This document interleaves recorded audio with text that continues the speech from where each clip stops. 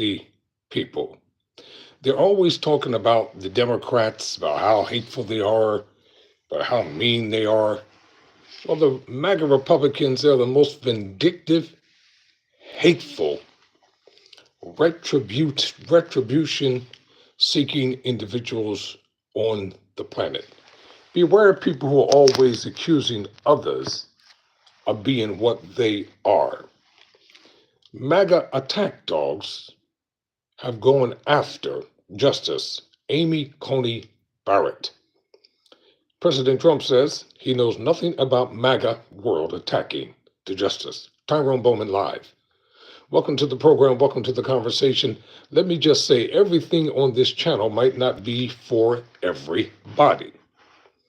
I'll repeat that one more time. Every topic and issue that I cover on this channel might not be for everybody. And what I'm doing, I'm bringing commentary and analysis from perspectives that things in the news that have already occurred and that have already taken place. That's why I call my channel FUBU, quote unquote, for us, by us. This channel has been created for Black people so they can be abreast of what's going on, because we are always so consumed about how to survive in the world until they really don't have any time to do the things astutely in terms of politics and things of that nature to be abreast. And I'm going to be talking about how de facto president Elon Musk is trying to urge, along with attorney Robert Shapiro, they're trying to get the killer, the murderer of the late George Floyd, to get a full unconditional pardon by President Trump. Listen up, Black brothers and sisters. Don't fall into the trap. Do not take the bait. What MAGA wants, they want to incite a race war between Black and white people in this nation. And to tell you the truth, we don't give a damn about Derek Chauvin, whether he's released from prison or not. And if that's what they choose to do, then that's what they choose to do.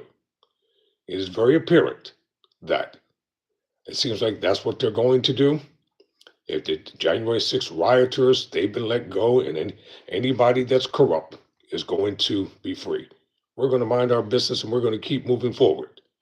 Okay, let's get down to this story as reported by NBC News. The headline reads, MAGA supporters turned on the Trump appointee after she ruled against the administration's freeze on foreign aid and funding.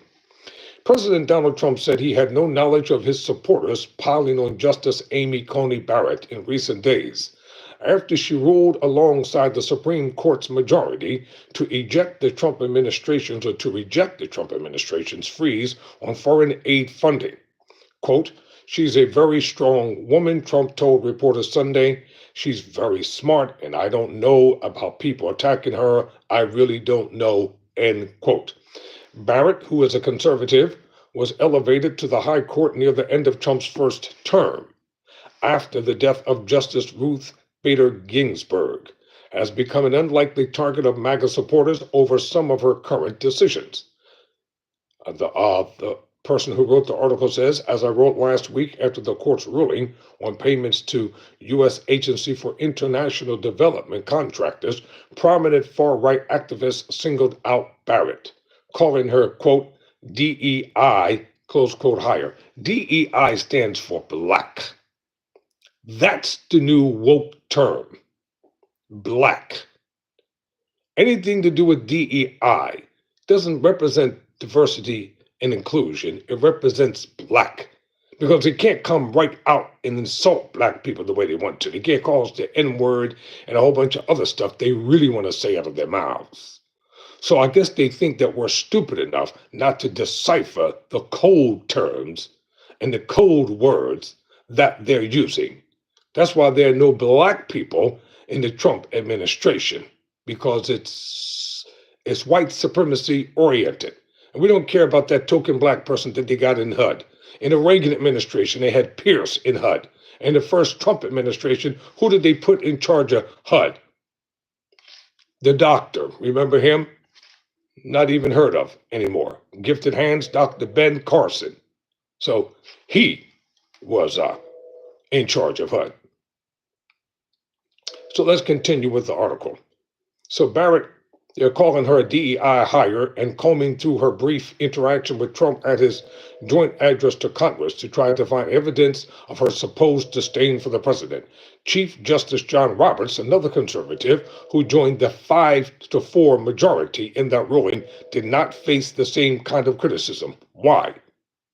Because chauvinistic attitudes are at play and at work here. They didn't attack him. Barrett has given no indication that she holds any sort of vendetta against Trump. She reliably sides with her conservative colleagues most of the time, though among the court's GOP-appointed 6-3 majority. She voted with her liberal colleagues the most in the last term, according to the New York Times.